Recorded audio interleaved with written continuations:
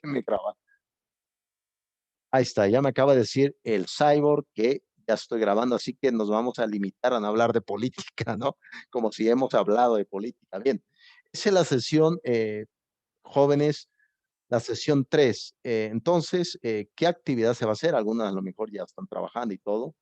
Eh, Aquí nuevamente Perdón, aparece, hay que darle continue para que se ¿cuál? grabe. Sí, Continue. ya está, joven estudiante, ya está grabando, Ya ya está está grabando, grabando, Mafer. ya está grabando. Gracias, apreciable estudiante. En la sesión número 3 nuevamente se va a hacer una actividad colaborativa. Ya sé que es un saber, pues, complicado, ¿no? Tratar de saber hacer, como se dice Jean Delors, como decía, pero bueno, yo creo que es parte también de la vida, armar equipos y todo. Aquí, en el análisis de caso, nuevamente viene unas circunstancias, viene también interrogantes que se tienen que llevar a cabo a través de escritos argumentativos.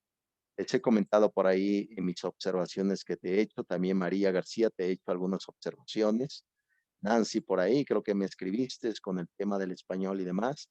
María Fernanda también te he hecho algunas anotaciones, algunos apostillados también al Sí, joven Roberto, gracias. y todos les he hecho ahí algunas concepciones sobre que tienen que cuidar la estructura de su investigación. Cuando les digo esto, me refiero a Arial 12, interlineado 1,5 y que esté justificado. ¿Por qué razón? Porque me recuerdan ustedes los escritos de Porrúa, la editorial aquí en la Ciudad de México. Es un libro, en efecto, una editorial barata, pero precisamente la edición está hecho para minimizar las páginas. Entonces está todo pegado el párrafo y es difícil de revisar. Por lo tanto, me ha costado mucho trabajo. Cuiden esa estructura por ahí, jóvenes. Y mismo en la sesión número 3 viene el avance de la actividad final, la primera parte de forma individual. Aquí, ¿qué se va a hacer? Me van a hacer ustedes una propuesta de planeación didáctica. Esta propuesta de planeación didáctica, ustedes lo tienen que enfocar y es permitido, abusadas, abusado, que lo tomen. Ustedes me dirán, bueno, profesor, yo doy clases, puedes hacer una planeación de esa clase. Esa es la primera cara, el primer rostro de que ustedes me tienen que hacer una propuesta de planeación. Igual el nombre de la materia, nombre del docente, unidades temáticas, objetivos, de lo que hemos estado hablando a través de esto. Y es así lo que ustedes tienen que llevar a cabo en esta primer avance de la actividad final de el concepto es de forma individual, excepto el análisis de caso 2. Por ahí creo que están escribiendo, a ver, déjame, ¿puedo ser de cualquier nivel educativo? Sí, en efecto. Yo creo, desde mi punto de vista, el currículo es flexible, no es un currículo cerrado, por lo tanto lo puedes utilizar, a lo mejor diga, bueno, quiero hacer de una planeación de preescolar, de kinder, de primaria, secundaria, preparatoria, etcétera. El mío será de educación inicial, que es realmente donde laboro. Déjame decirte, María Fernanda, que te voy a decir un secreto aquí entre nos educativo. Es más difícil hacer una planeación didáctica para un sector joven que un sector adulto, ¿no? Sí, Porque tienes que ver qué tipo de estrategias didácticas vas a llevar a cabo con los niños, más si das clase detrás de un escenario cibernético, ¿no? ¿De qué forma?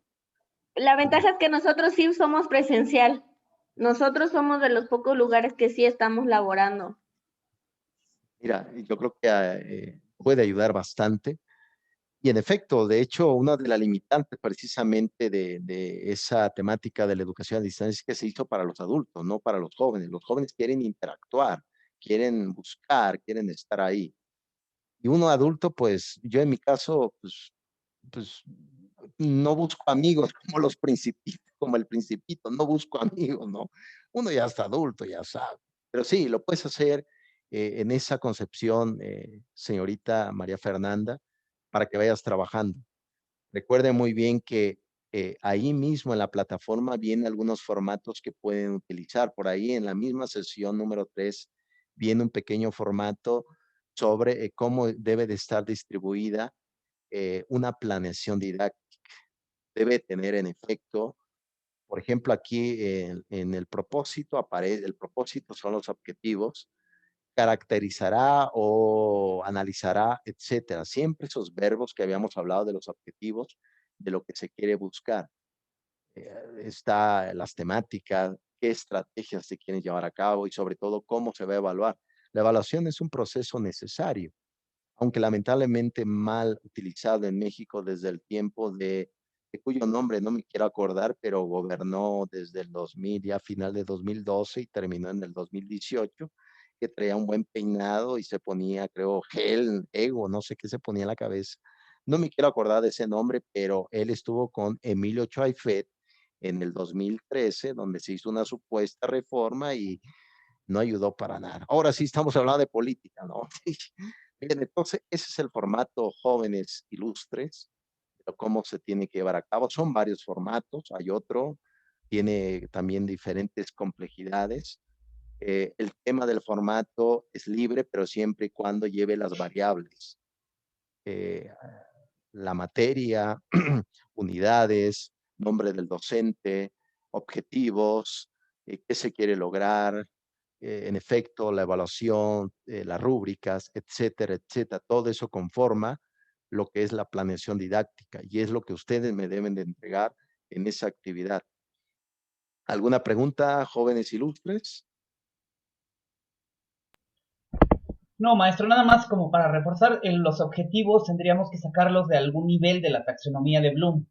A partir del tercero creo que es el de los más importantes, interesantes, ¿no? A partir Sí, en efecto, del aquí, tercer nivel, según yo. sí, joven, qué bueno que lo comentas, joven Roberto. Sí, lo debes de construir. Y lo que tiene estos verbos, joven Roberto, es lo que va a pasar, no lo que ya pasó, ¿no? El verbo siempre se enfoca en lo que va a pasar, ¿no? Eso siempre nos vamos a enfocar un poco en la acción, ¿no? Entonces, muy bien, excelente. Bueno, pues prosigo, profesores. Bien, ¿otra pregunta que tengan, jóvenes? Dice que ustedes tienen como un voto de silencio, como si fueran monjes medievales de los monasterios agustinos, benedictinos. Al Pues momento no salen silencio. dudas. Cuando estás en la marcha es cuando dices chispas, no pregunté tal cosa. Claro. Pues de siempre, pero no, por el momento bien, maestro. Ah, excelente, muy bien. Muchas Sí, gracias. sí, excelente. Muy bien. Entonces, hubo por ahí un administrador en el siglo XX. Ya nos queda 10 minutos por ahí. Ahorita no se preocupen, voy a volver a enviar otra vez la liga para que entremos otra vez y ya concluyamos esta sesión. Hubo por ahí, como les digo, en el siglo XX, un secretario al igual, Jaime Torres Bodet, aquí en México. A partir del 47, le tocó en su momento dirigir, tuvo como, eh, participó en la UNESCO. También hubo otro profesor que fue administrador, que fue el creador precisamente de los pilares de la educación. La educación encierra un tesoro, como se dice, y hablaba de diferentes saberes que debemos de tener en estos tiempos. Pero ¿qué creen? Esos saberes que él comentó en el siglo XX ahora sí son necesarios, pero no suficientes. ¿Qué otros saberes necesitamos? Por ejemplo, se ha hablado también del tema de la competencia, que va a ser la entrega final de la planeación didáctica enfocada en el tema de competencias. ¿Qué destrezas debe desarrollar el propio estudiante? Sabemos muy bien que la frustración está a la puerta, a la puerta en cada momento, en la esquina le encontramos la frustración. Lamentablemente estamos en una sociedad que el tema de la frustración como que no es buen vista, no es bien vista. ¿Por qué razón? Como les he dicho, cultura líquida, cultura del vacío, cultura del cansancio, como decía Chul Han, el surcoreano. Entonces, cuando hablamos precisamente de saberes, no basta con saber, con tener un conocimiento enciclopédico. Entonces, ¿qué se necesita? Saber resolver problemas. Como decía José Ortega y Gasset en su libro La rebelión de las masas, José Ortega y Gasset fue un filósofo español, leído por un servidor. Él decía que la vida es un problema y en efecto, vean las circunstancias que estamos viviendo. A nivel natural vemos inundaciones, sin fin de variables. A nivel personal vemos a veces que proyectos no salen como quisiéramos y nos vemos frustrados. Por ahí existió, por ahí no me quiero meter en esa variable porque no soy experto en eso, pero como filósofo lo he leído a Freud, Sigmund Freud, en su libro El malestar en la cultura, hablaba de tres variables por ahí que nos causan cierto sufrimiento. Por ejemplo, la incapacidad de nuestros métodos para resolver ciertas dificultades. Yo creo que esos saberes son necesarios precisamente que se plasmen en su planeación didáctica. Por ejemplo, ¿qué saberes debe tener un niño? O un saber que considero yo que es de vital importancia es saber negociar en grupo, saber organizarse en grupo. Somos individualistas, en efecto, inclusive ahora con este aislamiento que sucedió, vean cómo va a regresar los niños. El aislamiento sigue porque tienes que mantener la distancia. ¿Qué iban a pensar? ¿Quién iba a pensar que en este tiempo el enemigo iba a ser el otro, no? Bueno, a veces sabemos, con perdón de la palabra jóvenes, ilustre, pero a veces nos damos cuenta que el vecino es un imbécil, pero bueno, uno respeta eso, ¿no? Pero a veces dice, bueno, profesor, pero ahora, ¿quién iba a pensar que el otro iba a ser un enemigo? Entonces, ese es uno de los saberes que es necesario que esté ahí, el trabajar en grupo. Y también hay otro tipo de circunstancia que en su momento Daniel Goleman, un filósofo de Estados Unidos, también psicólogo, habló sobre la inteligencia de las emociones, ¿no? También esa parte de la resistencia con base a toda esa circunstancia. ¿Por qué demonio les digo todo esto, jóvenes? Porque la planeación debe tener al menos esa pizca de ciertas características realistas de lo que se quiere lograr en el ámbito educativo junto con sus pupilos en el aula. Muy bien, ¿alguna pregunta, jóvenes? No, maestro, muchas gracias. Muy bien, lamento tanto por ser un poco irónico. Soy filósofo, así somos los filósofos. Soy tipo como Nietzsche, pero no se vayan a espantar, no vayan a reportar o voy a salir, ¿cómo se le dice? Lord filósofo, ¿no? Ahí, ¿no? Bien, entonces, esa es la actividad, jóvenes, que se tiene que llevar a cabo. También viene una actividad de lo que es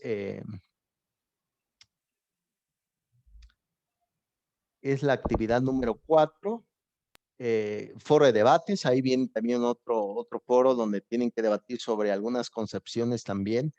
Recuérdeme bien que hay invitaciones sobre algunos organismos internacionales que hacen ciertas anotaciones, connotaciones sobre cómo se debe de llevar a cabo el concepto de la educación en México. Pero miren, les voy a decir algo. Hay un libro, les recomiendo que si lo pueden, lo deben de comprar. El libro se llama Historia de la Educación en México, es editorial Porrúa, un servidor ya lo leyó, el autor se llama José Manuel Villalpando Nava. José Manuel Villalpando Nava, se llama Historia de la Educación en México. Es un pedazo del libro editorial Porrúa, donde parte precisamente de la concepción de la época, lo que se le va a llamar el periodo neoclásico, hasta el periodo posclásico. En la época precisamente de los mexicas, el Calmete Pozcali, las instituciones educativas que hubo en el tiempo del México clásico, antes de la llegada de los españoles. Tenemos un periodo inclusive ahí ya de 1521, se hace la conquista hasta 1821, el proceso de la época colonial en México. Entonces, por ahí había una actividad sobre una línea del tiempo de las planeaciones didácticas, de cómo surgió esta tentativa.